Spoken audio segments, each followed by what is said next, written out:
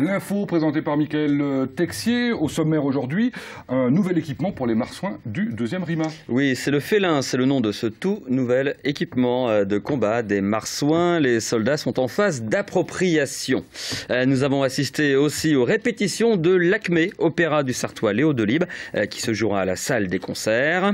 Et puis portrait du gardien de but du Mans FC, Jérémy Janot, l'atout de l'équipe pour une saison déterminante. Mon invité est Bernard Deslis de la Fédération Générale des Retraités de la Fonction Publique en Sarthe pour la journée d'action qui se déroulait aujourd'hui. On commence donc avec ce nouvel équipement qui équipe les marsouins. Son nom de code Félin pour fantassin à équipement et liaison intégrés, un nom plutôt barbare pour une technologie qui révolutionne la tenue et le matériel de combat des soldats sur le terrain, découverte avec Lucille Cantet. Voici le soldat du futur, nouvelle tenue, nouveau casque, nouvelle arme et une technologie de pointe. Les hommes du 2e RIMA s'équipent depuis plusieurs semaines du système Félin.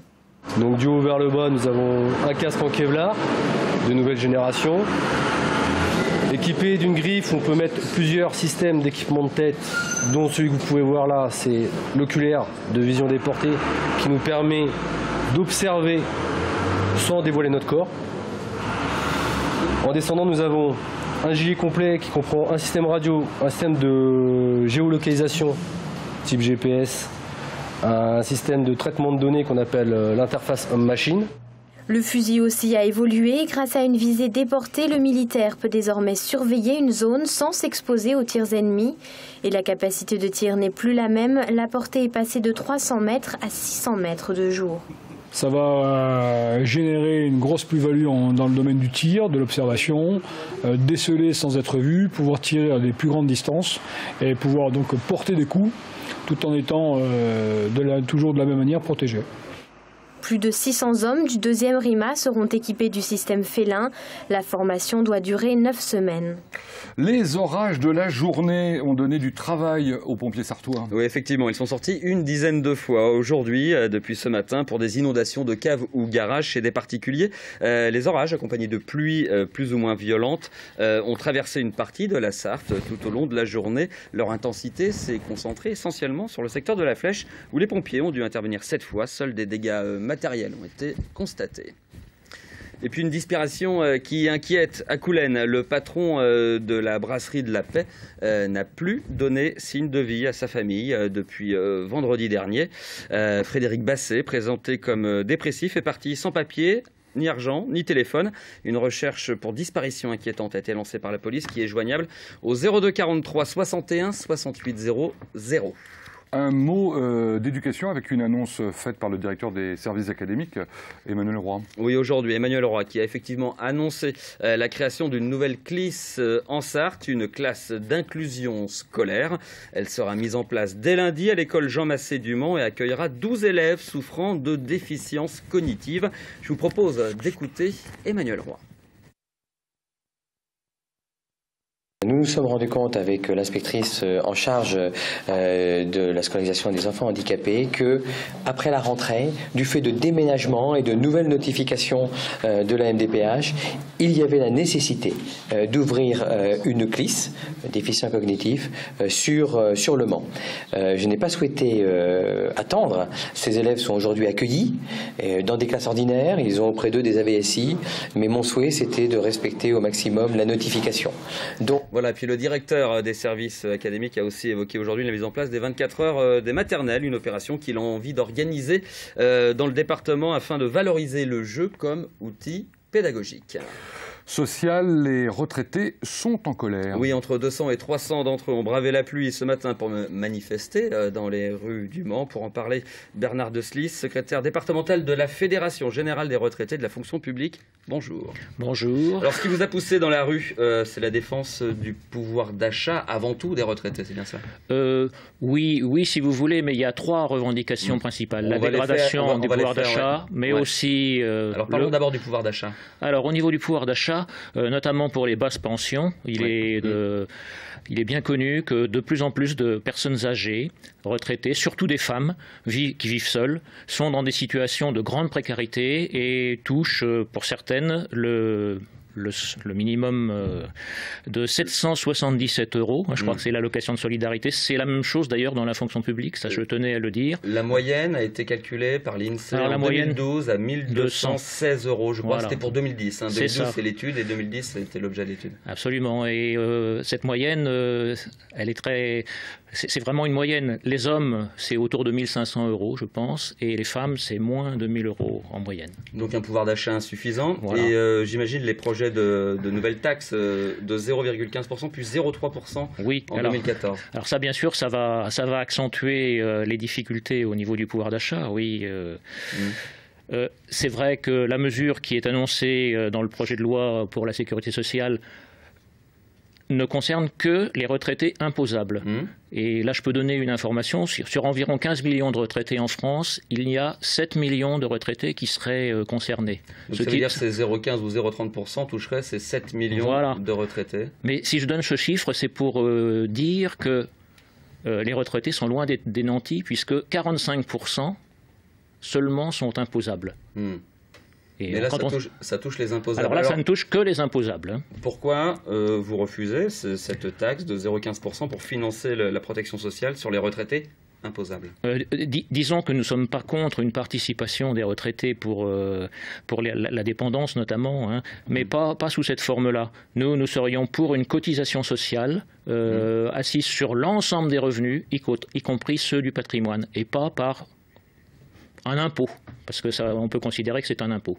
Donc vous voudriez que les retraités participent, mais c'est ça, même sur les retraités du patrimoine, quoi. C'est ça. Sur les retraités les plus riches, quoi. Et ce qu'on voudrait, c'est que ce soit progressif aussi, que ce soit pas forcément la même chose pour ceux qui sont juste à la limite d'être imposables, et ceux qui ont des revenus. C'est vrai que parmi les retraités, il y a peut-être 1,5% qui sont des gens riches. On peut citer quelques noms, mais c'est pas là. Je pense que c'est pas le lieu. Est-ce que vous avez le sentiment que les retraités sont un peu, entre guillemets, attaqués? Il y a une proposition notamment des médecins libéraux, du CSMF, qui est le premier syndicat des médecins libéraux, qui proposait d'augmenter le prix de la consultation pour les personnes de plus de 80 ans. Oui, j'ai entendu cette information. Les retraités ont le sentiment d'être maltraités, c'est vrai, et d'être l'expression c'est peut-être stigmatisé. Quelle solution vous proposez? Alors, au niveau de l'accès aux soins, il y a de très nombreux problèmes aussi. Il y a des problèmes de répartition du personnel de santé, ça vous le savez, notamment dans le milieu rural, il est de plus en plus difficile et les personnes très âgées ne peuvent pas se déplacer, donc c'est très difficile. Il y a aussi de nombreuses difficultés qui sont liées justement en rapport avec le pouvoir d'achat. Les retraités ne peuvent plus se soigner parce qu'il y a des dépassements d'honoraires, parce qu'il y a des franchises médicales, parce qu'il y a des remboursements. Est-ce qu'il y a moyen de résoudre ces problèmes de pouvoir d'achat des retraités, d'accès aux soins, de perte d'autonomie? Est-ce qu'à votre avis, on a les moyens de résoudre ces problèmes? Ce sera ma dernière question. La France est un pays riche et la répartition des richesses n'est pas homogène. Et les retraités sont justement parmi les personnes qui, le plus souvent, sont les plus modestes. Donc ce que nous demandons, c'est qu'il y ait une autre répartition. Bernard de Slis, merci beaucoup d'être passé sur ce plateau. Culture à présent, avec la préparation d'un opéra au Mans, dont LMTV est partenaire. L'Acmé, une œuvre du Sartois Léo Delibes, sera jouée dès vendredi à la salle des concerts du Mans, puis la semaine prochaine à la Flèche, une œuvre riche en couleurs qui nous transporte jusqu'en Inde. Florent Clavel a assisté aux répétitions aujourd'hui. Cet opéra-là, Nelly Eusé le prépare depuis plus d'1 an. Pour elle, jouer cette œuvre du Manceau Léo Delibes était une évidence. C'est un opéra d'un compositeur sartois qui est monté dans le monde entier. J'avais un peu envie de me lancer dans ce beau projet. C'est une œuvre magnifique, qui n'est pas facile et qui requiert des solistes talentueux, notamment pour le rôle-titre, celui de l'Acmé.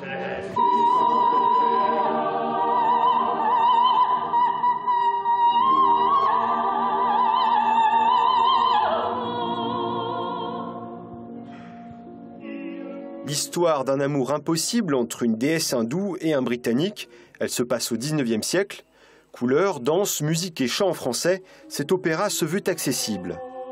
C'est un spectacle complet, c'est pas juste un opéra. L'opéra, c'est du théâtre en musique, c'est de la comédie musicale, voilà, mais sur de la musique classique. Donc on espère, avec toutes ces couleurs, cette modernité, pouvoir donner un souffle nouveau et faire voyager les gens, même et particulièrement les gens qui ne connaissent pas l'opéra.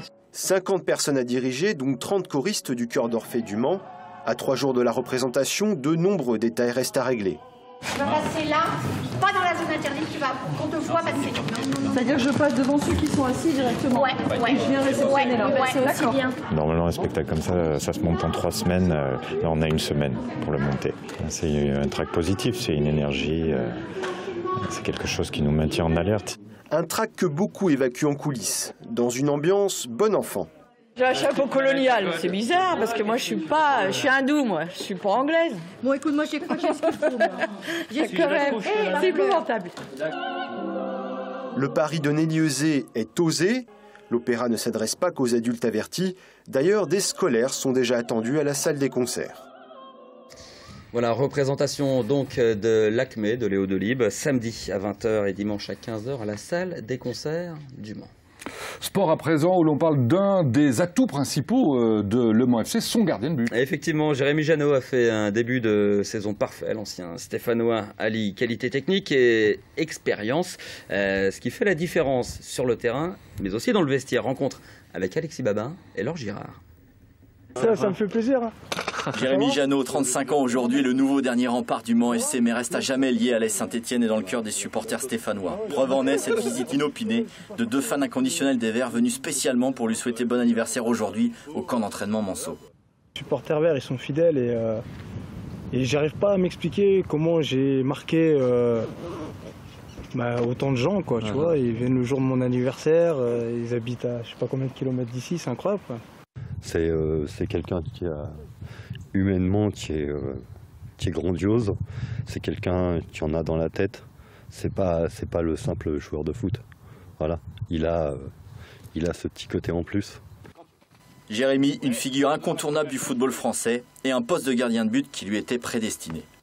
J'étais influencé par mon oncle qui était gardien de but, qui est un excellent gardien de but d'ailleurs dans le nord de la France, qui avait une grosse réputation, bon, qui n'a pas fait carrière.